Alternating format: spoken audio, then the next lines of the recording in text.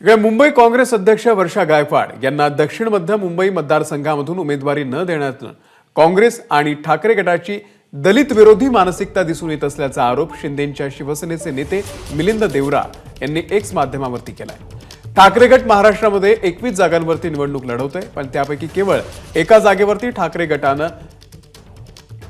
दलित उमेदवाराला संधी दिलेली आहे। त्याउलट शिंदेंच्या शिवसेनेनं लोकसभा निवडणुकीमध्ये 3 दलित उमेदवारांना संधी दिलेली आहे। मिलिंद देवरांनी आपल्या पोस्टमध्ये हा सगळा उल्लेख केलाय। दरम्यान मिलिंद देवरा यांची माहिती चुकीची असून देवरांचा काँग्रेसशी संबंध संपलाय, त्यांनी आपल्या पक्षाचं बघावं असा टोला काँग्रेसच्या नेत्या वर्षा गायकवाड यांनी लगावलाय।